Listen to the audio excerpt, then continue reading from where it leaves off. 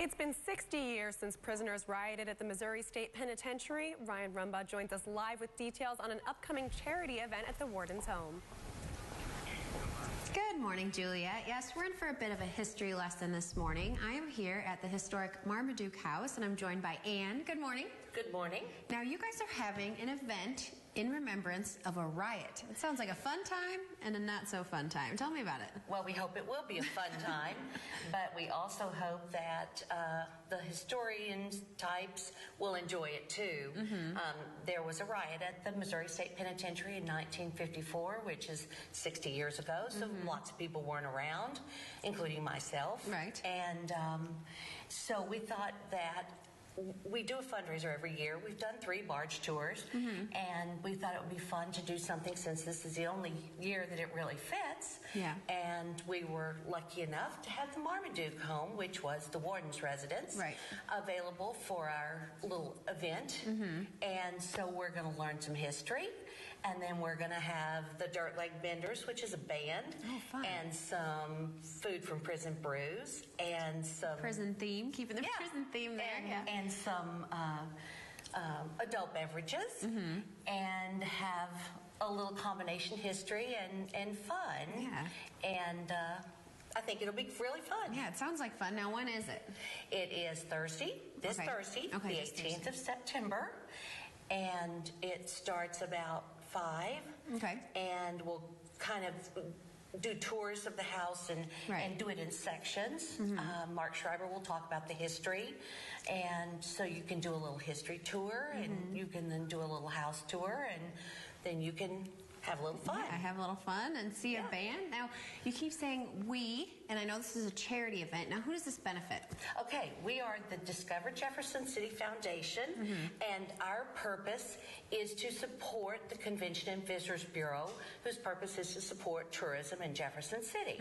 So we do one fundraiser a year, and the proceeds of which then go into our foundation coffers and are then used for things like the Missouri State Penitentiary Museum. The Convention and Visitors Bureau was one of our projects. Yeah, so the money from this event goes all back into fun stuff. Back into things that will hopefully bring more tourists to Jefferson City.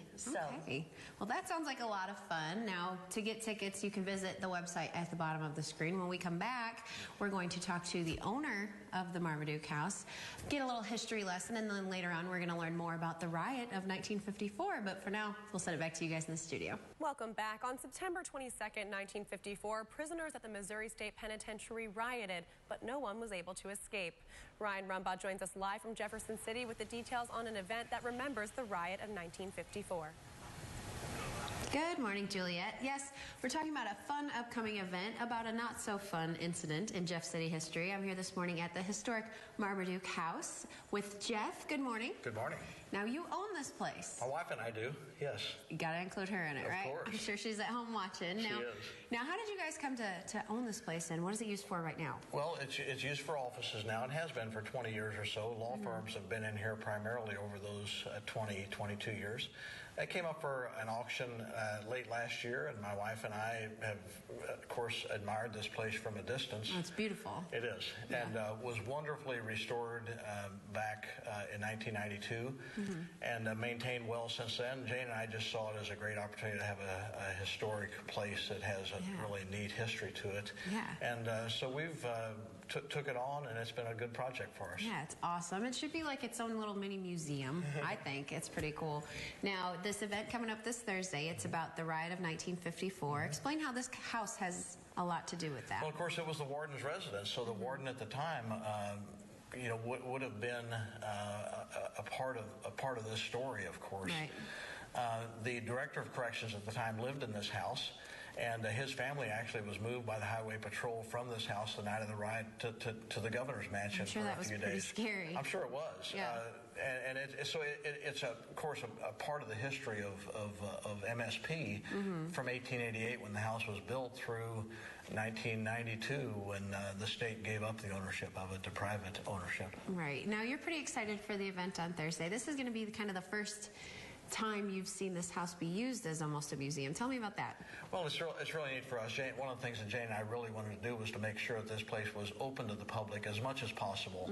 Of course, it's also one of the requirements of the historic easement that DNR has with this particular property. So we're excited about having a lot of people through the house. We've given some private tours to friends, and just exciting for us to have a chance with Jude Markway, who was kind of in charge of the restoration of this, to show people how this place looked in 1888, because frankly, a lot of the restoration was devoted to making sure the place looked like it did when it was built for the first time. So we're really excited about getting some of the community in here, and would encourage people.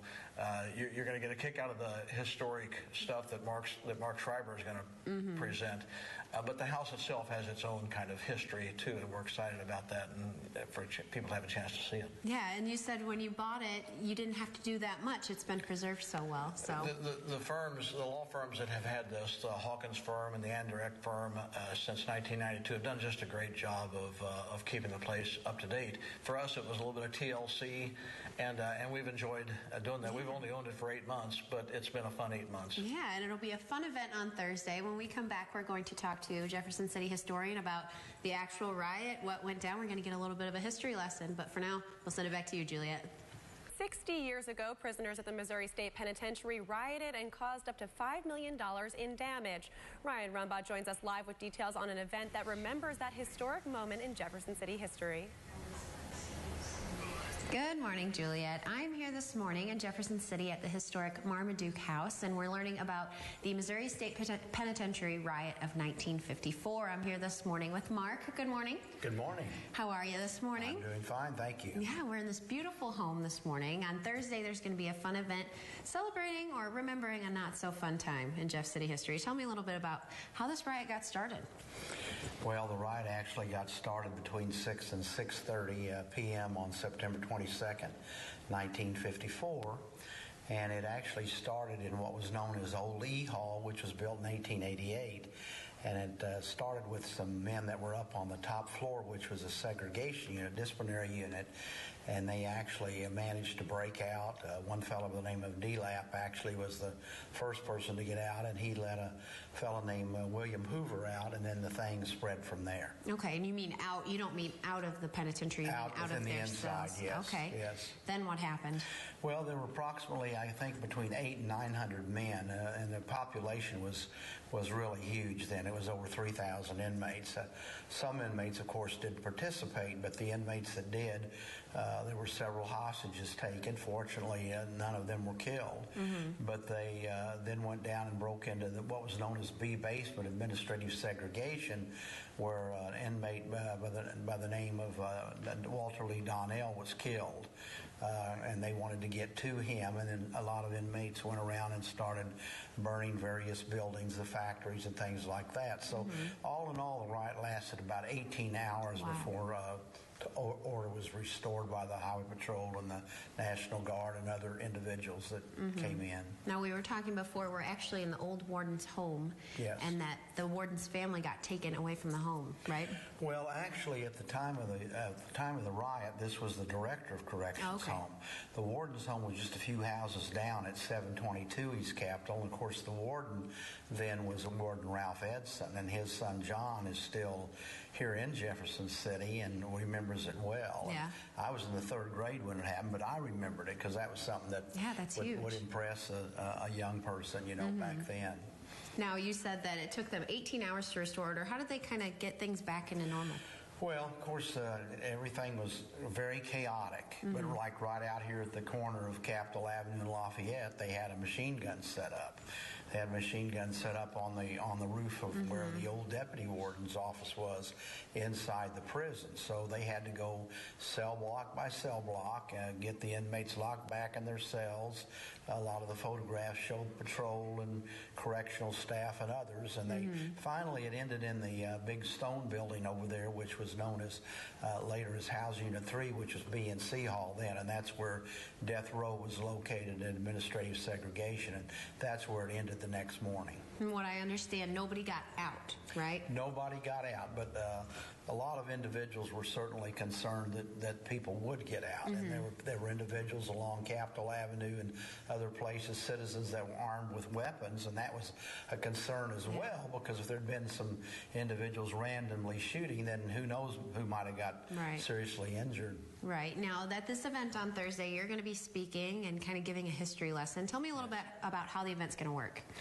Well, the event's going to start off with, I'm going to do my presentation for approximately half an hour, starting at 6:15 in the evening.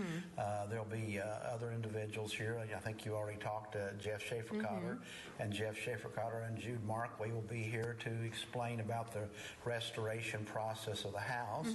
And then, of course, the Convention and Visitors Bureau, they will actually have other things going on here at the same time. They want people to enjoy the event under pleasant circumstances rather than what was here in 1954.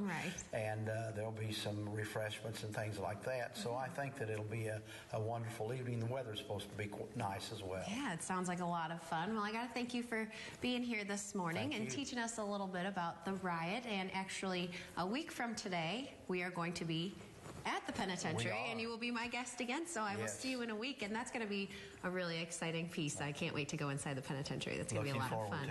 Yes, so I will see you next week. Okay. For more information on how to get tickets, visit the link at the bottom of your screen. For now, we'll send it back to you, Juliet.